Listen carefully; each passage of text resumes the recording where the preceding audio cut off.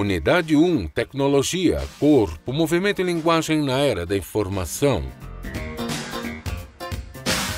Aula 2.2, Conteúdo, a arte literária e os gêneros literários. Habilidade, conhecer e refletir sobre o papel social da arte, da literatura e dos gêneros literários. Olá, boa tarde, Amazonas. É um prazer imenso, intenso, inenarrável estar aqui com você em mais esta tarde para nós trabalharmos a preciosa língua portuguesa. Vem literatura por aí, vem produção textual, vem interpretação de texto. Ontem trabalhamos a comunicação, como é que ela se dá com falante, língua, tudo isso. E hoje, o que você viu na primeira aula e o que verá na segunda? Vamos lá, revisão.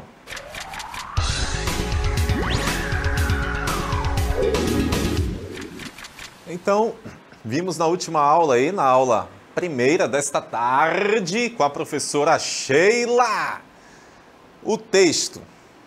Define-se como texto a unidade linguística máxima, seja ela oral ou escrita. Você sabe oral? Quando fala de oral, você sabe? Você que está me ouvindo?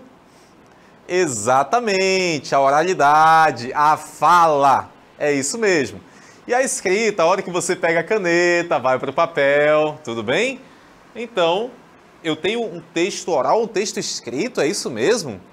Um texto é superior à oração, que está dotada de sentido e de uma mensagem completa. A extensão do texto pode ser variável. Eu posso ter um texto com 2 linhas? Será que pode? Pode. E pode ter 20 linhas? Pode. E pode ter 200 linhas? Pode. E pode ter 2.000 linhas? Pode. Você pode tudo desde que a comunicação aconteça com eficiência, desde que você tenha sucesso, que você consiga transmitir a mensagem. A ideia aí de texto, esse tecido, é a construção, palavras entrelaçadas, como um tecido, Texto, tecido, olha só, aquela costura. Você aí, tem alguma camisa rasgada? Camisa rasgada é um texto mal feito, sabe? Aquele buraco lá? Pois é, tem texto que é assim, você lê e não consegue compreender a mensagem. Então, há problemas ali naquele texto. Texto é a ideia de tecido, tá? É daí que vem, do latim, textum, tecido. Tem que estar bem entrelaçado, os conectivos, as conjunções, as palavras muito bem combinadas, para não termos problemas de compreensão, de entendimento. Avançando, olha o que mais vimos na primeira aula. O termo texto, derivado, lado, latim, texto, significa alguma coisa tecida ou algo entrelaçado. Acabei de falar para vocês. E a professora Sheila falou também sobre gêneros textuais. Pode avançar para eles aí? Falou sobre lendas, crônicas, novelas, gêneros textuais, alunos. Olha quantos gêneros textuais temos aí na tela. Editorial, carta ao leitor, assembleia, debate, resenha, ensaio, artigo de opinião, resumo, seminário, debate, meu amigo. São esses mais variados modelos de textos que nós temos. Por exemplo, vem comigo aqui, Lucas, por favor. Quando você vai à drogaria, vai à farmácia, comprar um remédio, uma medicação, aí dentro lá da caixinha, tem lá as pílulas, se for comprimido, tem lá os comprimidos, e vem um papel. Você sabe que texto é aquele? Sabe ou não sabe? Você foi lá, comprou, viu a caixinha do remédio, e aí vem os comprimidos e vem um papel lá cheio de palavras. Você sabe que aquilo se chama bula de remédio. Gente, bula de remédio é um gênero textual. Tudo bem? Então são esses modelos que nós olhamos, batemos o olho assim e falamos, já sei o que é. É poema, é gênero textual, é um debate, é uma resenha, é uma dissertação e assim por diante. Tudo bem? São gêneros textuais. Pode ir lá? Olha só. Falamos de relatório, né, guia de viagem, bula de remédio, tudo isso, tá, foi citado como sendo gênero textual. E a professora Sheila falou ainda sobre os tipos textuais. Agora é algo mais amplo. Tem o narrativo. Vem comigo aqui. Eu tenho o tipo textual narrativo. Aí olha o que acontece. Eu posso ter um conto de fadas. Sabe aquela musiquinha? Era uma vez, um pedacinho no meio do nada. O conto de fadas começa com Era uma vez. Eu posso ter como narrativo um romance. Eu posso ter como um tipo narrativo o gênero fábula. Então entenda, tipo narrativo. Aí dentro dele eu tenho vários gêneros ligados a ele, né? Histórias. Voltando para o slide, olha só. Eu tenho o narrativo, tenho o dissertativo, tenho o descritivo e o injuntivo, né? Instrutivo. Tudo bem? Foi isso que nós vimos na primeira aula com a poderosa professora Sheila. Agora vamos para o desafio do dia.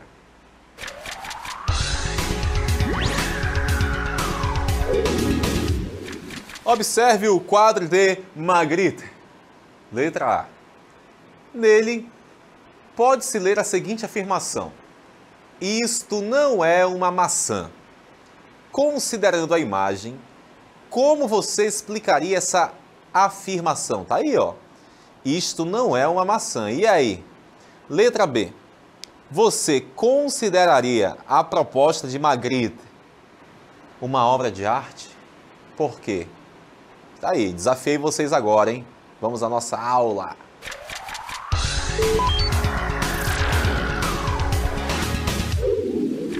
Beleza.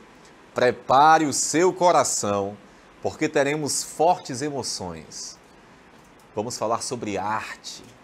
Vamos falar sobre o belo.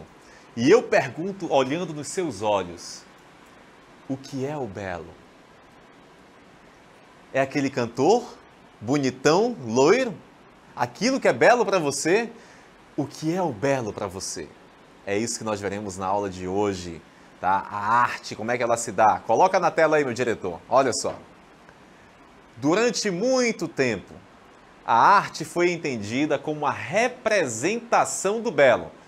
Quer dizer, então, que quando eu falo de arte, eu estou falando de algo que representa o belo. Perfeito. Mas o que é o belo? O que é o belo? O que é o belo? Sente o eco aí. Você vai pesquisar. O belo vai mudando de significado, vai mudando de interpretação, de percepções, conforme o tempo.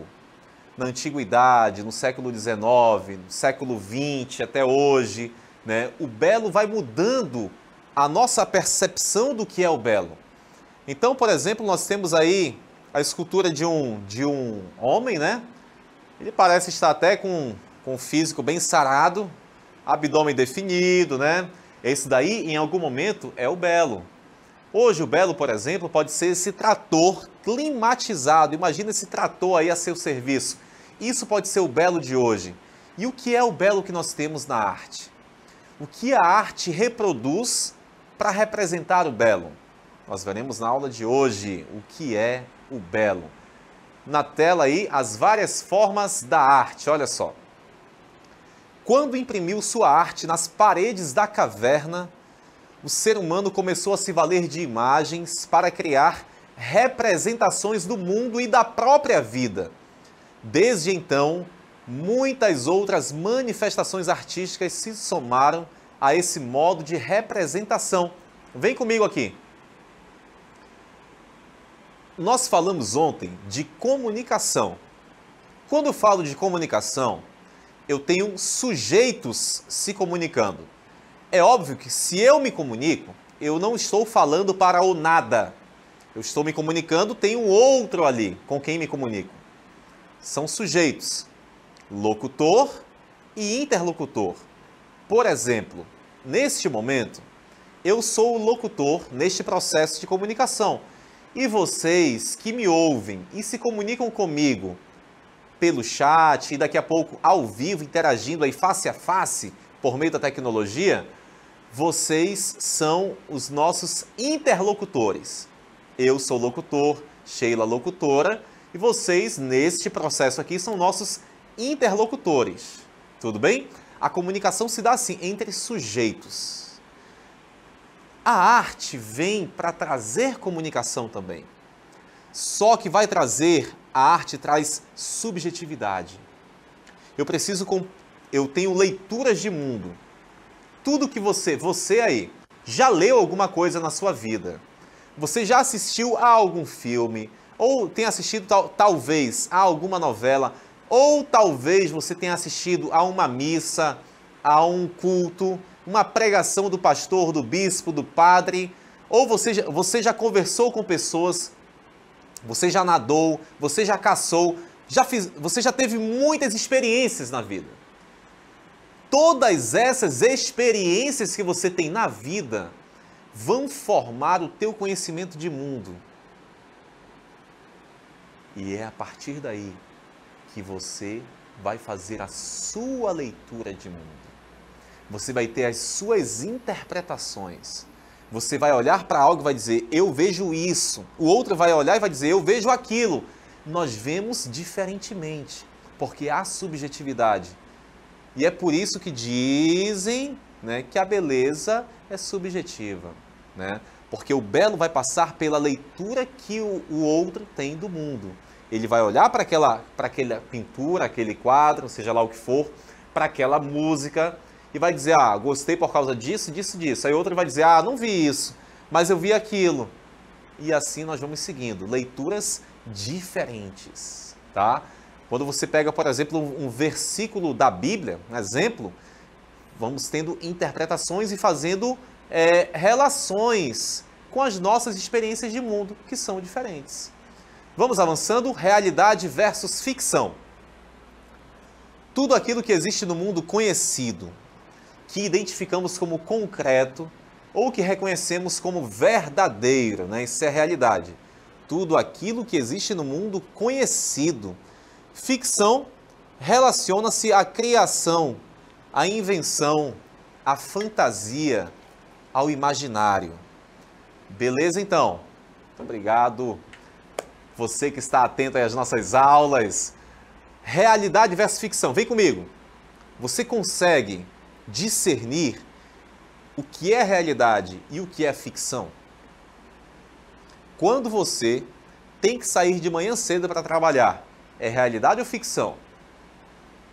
Realidade. Quando você vai fazer a comida, é realidade ou ficção?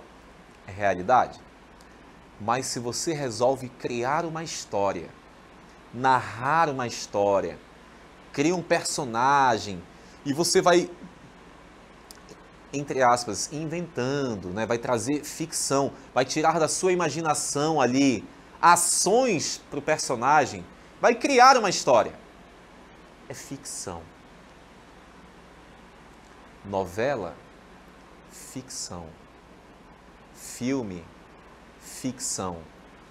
E tudo isso envolvendo arte. E aí você me perguntaria, e no mundo real tem arte? É óbvio que tem. Tudo isso pertence ao mundo real, tá? É a realidade. E dentro da realidade nós temos nuances ficcionais. Tudo bem? Nós temos algumas coisas que fogem àquele real. Elas são preparadas, programadas para produzir um outro efeito de sentido. Por isso que você, às vezes, lê algo, ouve algo e chora, ou ri, né? Se emociona ali. Pode avançar. A ficção promove a construção de uma realidade para atender a um objetivo específico. A reflexão, o encantamento, a crítica, a diversão. Os mundos ficcionais podem corresponder à realidade, tal como a conhecemos, ou propor novas realidades inteiramente imaginadas. Falamos sobre isso agora, beleza? Acabei de falar para você sobre essa questão do real e do ficcional, né? E essa relação e essa intimidade que há entre essas duas palavras. Pode avançar? Vamos falar agora sobre a arte literária, as várias concepções de literatura. Eita, agora o negócio vai pegar fogo, hein? A arte literária. Literatura é uma forma de arte, alguém afirmou. Outro falou que literatura é a arte da palavra. Outro disse que literatura é ficção. Literatura é linguagem carregada de significado. Outro disse que a literatura é um uso estético da linguagem escrita. Então, são várias concepções, são várias definições para literatura. Vem comigo. E aí, você sabe o que é literatura?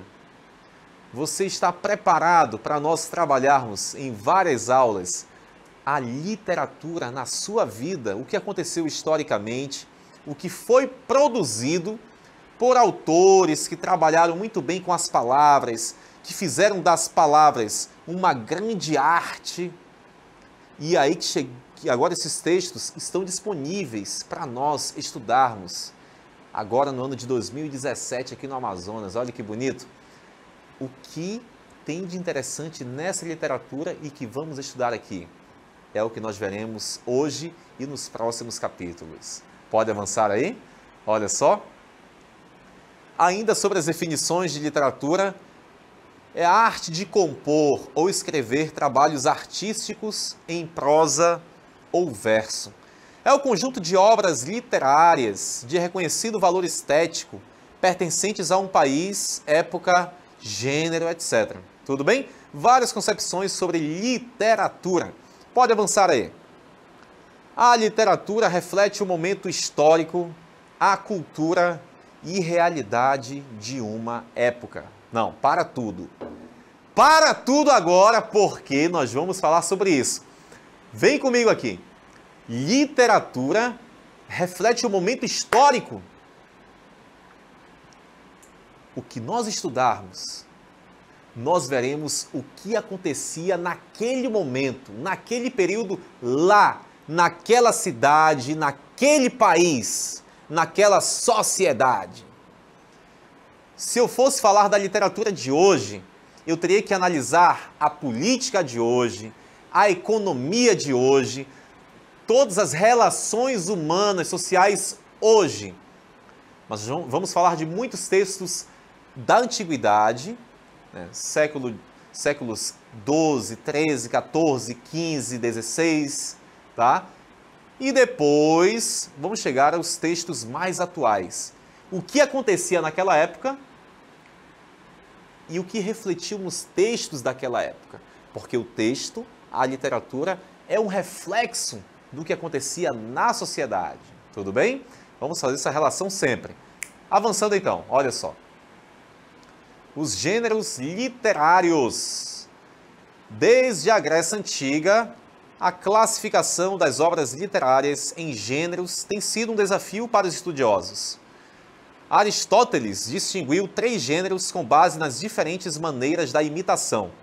Ele falou sobre o gênero épico, sobre o gênero dramático e o gênero lírico. Está na tela para vocês o primeiro gênero proposto por Aristóteles.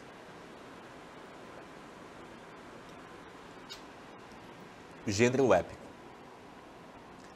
Narrações de feitos grandiosos, centrados na figura de um herói. Aristóteles chamou de a palavra narrada. Vem comigo. O que acontece aí é que Aristóteles agora propõe desses gêneros épico, lírico e dramático a compreensão, né? Ele faz uma divisão bem didática aí, e no épico ele diz que serão narrados feitos heróicos, as epopeias, os feitos grandiosos, a heróis agora, a deuses, semideuses, que são personagens. Pense numas histórias fantásticas, é o que nós temos aí nas epopeias, o gênero épico.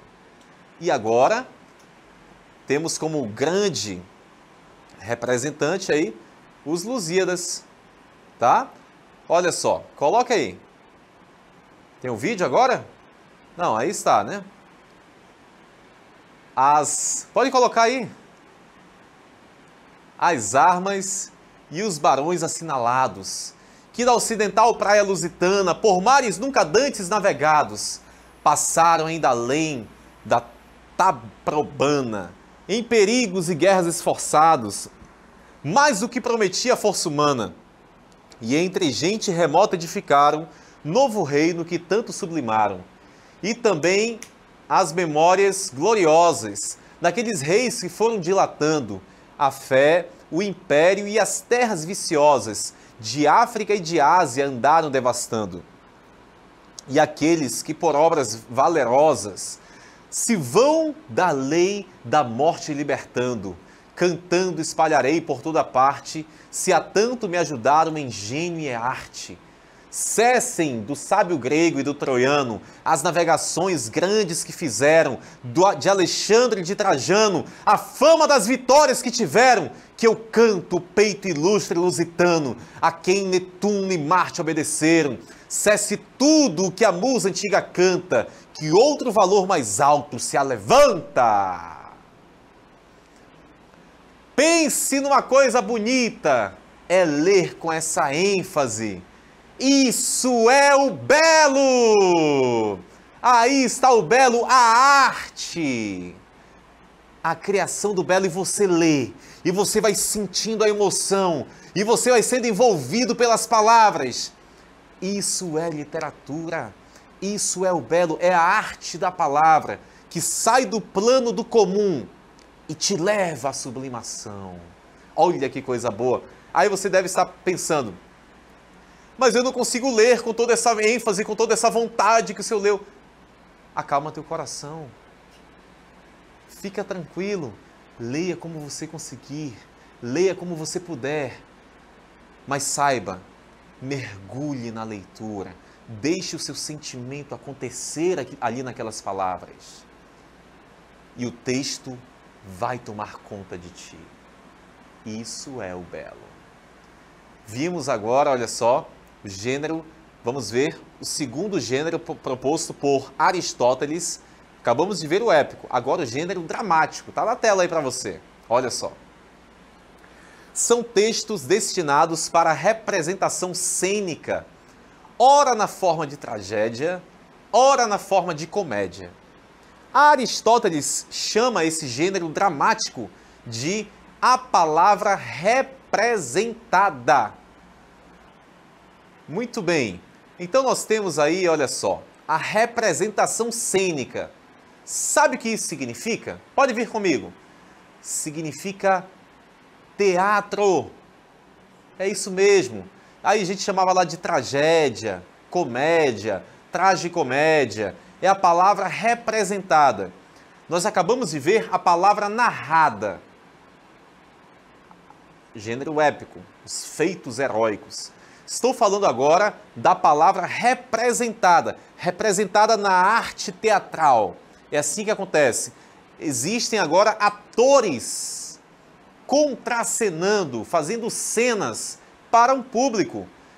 Então, Aristóteles divide como gênero épico, a palavra narrada, gênero dramático, a palavra representada ou encenada, e aí, por último, olha só, o gênero lírico, que é a palavra cantada. Textos de caráter emocional, centrados na subjetividade dos sentimentos da alma. Ah, que coisa bela! Então eu tenho aqui, observem, eu tenho 3 gêneros propostos por Aristóteles. Gênero épico, a palavra narrada, os feitos heróicos, as epopeias, os heróis, feitos grandiosos que eram narrados em forma de versos. Eu tenho o gênero dramático, a palavra representada, que eram as peças teatrais representando ali a arte, acontecendo dessa forma, que é belo também. Aí eu tenho o gênero lírico, que são os textos emocionais, com bastante subjetividade, a palavra cantada. Olha que belo! E aí chegamos para falar de poesia e poema, que está na tela para você. Se eu for falar da etimologia da palavra, etimologia significa a origem da palavra, né? De onde ela vem. Poesia vem do grego, poiesis, que significa atividade de produção artística, ou de criar ou fazer. O poema é o texto formalizado em versos, estrofes, com certos recursos da linguagem poética, ritmo, métrica, sonoridades, figuras de estilo. Olha só, o poema é o texto formalizado. É quando ganhou forma. Já a poesia é o conteúdo poético, que você pode encontrar no poema, mas também em narrativas literárias, o conto, o romance, a novela, nas crônicas e até em obras de arte que não utilizam a palavra, como um quadro, uma fotografia, por exemplo. Poema é a coisa estruturada. Poesia é o conteúdo, é o belo poético. É a linguagem poética, olha só, pode colocar lá? É a linguagem poética encontrada nessas obras que pode ser chamada de poesia. Digamos, portanto, que o poema, além da linguagem poética, deve apresentar uma forma. Olha só, e a poesia é mais uma questão de conteúdo, presente em certas obras de arte, literárias ou não. Vem comigo então para concluirmos. Poema, a coisa estruturada, lá no papel, com rimas, estrofes, versos. Poema. Poesia é o conteúdo disso. É o belo poético. É a inspiração do poeta, que é transformada ali em estrutura conhecida como poema. Tudo bem? É. E vamos conferir a resposta da nossa DLI e depois tem um acróstico. É isso aí. Vamos lá, Sheilinha? Vamos lá. Então, turmas, vocês viram aí o desafio, né? Esse desafio, cada uma dessas imagens aí, a gente pode fazer um texto delas, né? Porque cada uma delas há uma interpretação e através dessa interpretação a gente faz um texto, não é? Então a gente pode considerar assim como sendo textos, né? Porque elas transmitem uma informação aí, não é? Muito bem, no desafio 2, lá nesse quadro, nessa pintura aí, nós temos um escrito francês aí, ó, uma inscrição francesa. Ceci n'est pas me pene. Não é assim não, tá? Tô só lendo aqui para você se animar. Isto não é uma maçã. Considerando a imagem, como você explicaria essa afirmação? Você acha que isso aí é uma maçã? E aí, aluno, o que você me diz? Não, isso daí é uma arte sobre maçã, isso não é uma maçã, beleza? Então é isso que nós temos. Considera uma obra de arte? Sim, tá? E vai trazendo aquele belo, que vai nos levar à reflexão, que vai nos tirar do lugar comum, que nos causa um estranhamento. A ideia é você sair do plano comum e deixa a coisa mais sublimada. Vamos então ler esse acróstico. Lá vai. Sheila. S de sorridente, H de humilde, E de especial, I de inteligente, L de legal, A de amorosa. Alunos Rony e Arleson, uma homenagem para você, minha querida. Obrigada, muito obrigada aos alunos Rony e Arleson. A gente está aqui fazendo esse trabalho com muito amor, com muito carinho, né? A gente ama a nossa profissão, então a gente agradece pelo carinho de vocês.